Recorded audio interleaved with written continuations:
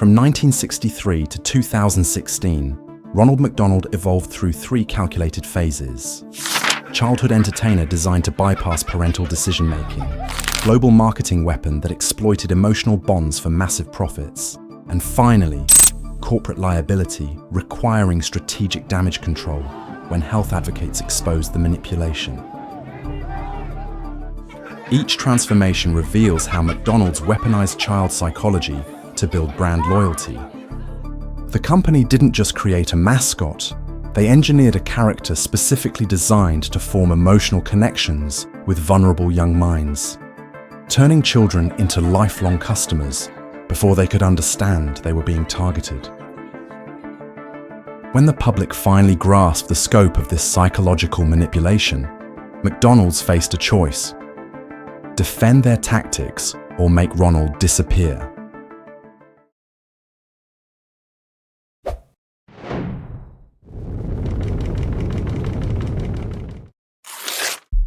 Most people think Ronald McDonald was just a mascot to sell hamburgers, but the real reason McDonald's chose a clown, it's far darker and reveals how corporations manipulate your mind. In 1963, McDonald's faced a critical problem that threatened their growth potential. Parents controlled the family dining decisions, and adults weren't particularly excited about fast food. The company needed a way to target children directly, bypassing parental decision-making entirely. Their solution would become one of the most successful and disturbing marketing campaigns in corporate history. McDonald's didn't choose a clown by accident. Studies showed clowns forge powerful bonds with vulnerable young minds, making them the perfect tool. Children naturally trust colorful, playful figures who seem to exist purely for entertainment. The company hired Willard Scott, a local TV personality known for playing Bozo the Clown, to develop their new character. Scott's initial design wasn't the polished Ronald we remember. His version featured a paper cup for a nose, a tray for a hat, and a belt adorned with McDonald's food items. These elements weren't whimsical accidents. They were calculated to make food seem like play, transforming eating into a game rather than nutrition. The early Ronald McDonald commercials employed magical elements specifically designed to captivate children's imagination. The first commercial introduced Ronald showing off a magic belt buckle that produced McDonald's hamburgers out of thin air. The second featured Ronald gifting a boy hamburgers from the same magical belt.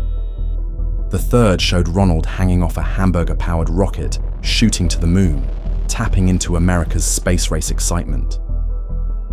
Each commercial reinforced the same message: McDonald's food came from magic, not a corporate kitchen.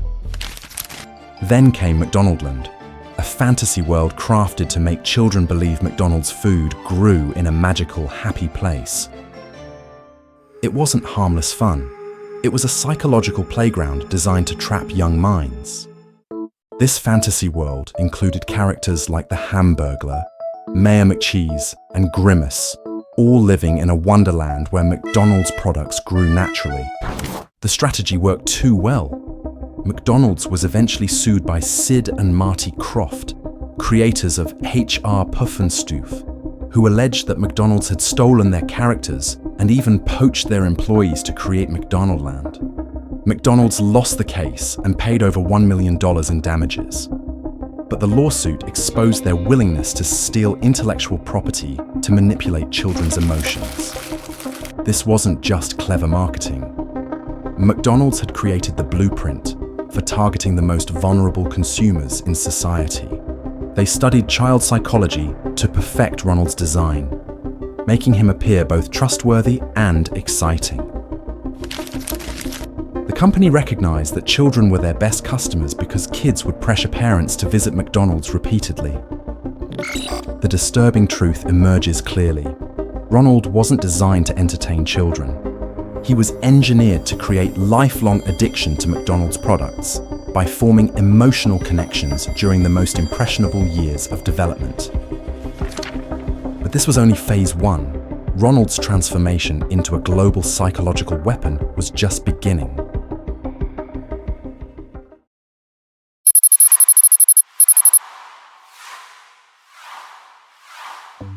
By the 1990s, Ronald McDonald had become more recognizable to children worldwide than any religious figure or world leader, and that wasn't by accident.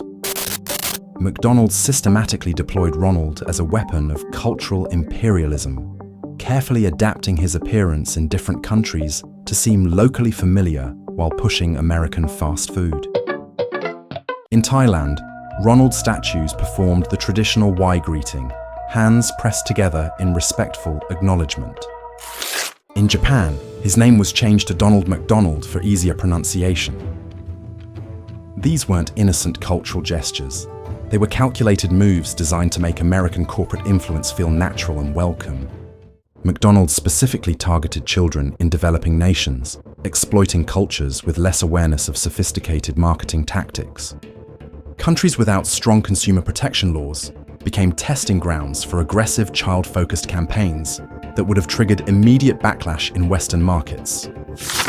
In schools, Ronald's presence blurred ethical lines, turning classrooms into covert advertising spaces. McDonald's forged partnerships embedding their mascot into educational content, making corporate messaging seem part of learning itself. Children couldn't escape Ronald's reach, even in environments designed for their growth and development. The company also mastered the technique of advergaming, launching video games like Ronald McDonald's Adventure in Treasureland and McDonald's Global Gladiators. They subtly linked McDonald's with adventure and excitement, programming kids to associate the brand with joy and play. Ronald's balloon in the Macy's Thanksgiving Day Parade became another calculated move, starting in 1987. This enormous spectacle positioned McDonald's as an American cultural institution, masking its corporate agenda with tradition and festivity. Between 1998 and 2003, the wacky adventures of Ronald McDonald VHS tapes appeared in daycare centers. Parents trusted these facilities to choose appropriate educational content. McDonald's exploited that trust, embedding their mascot into the formative years of countless children. Health experts later linked Ronald's global reach to rising childhood obesity rates. Studies revealed children weren't craving McDonald's for the taste. They were conditioned to trust and love their friend, Ronald. This wasn't marketing. It was mass conditioning, and it was about to backfire.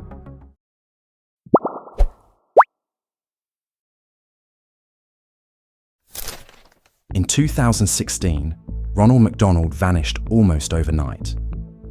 McDonald's official excuse?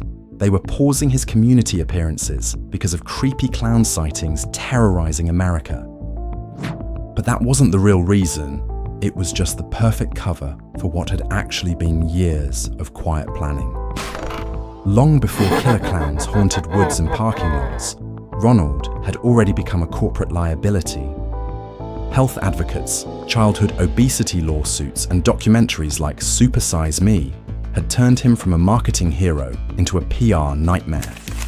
Watchdog groups compared Ronald to Joe Camel, the cigarette mascot pulled for targeting kids, arguing his cheerful face masked decades of manipulative, child-focused marketing.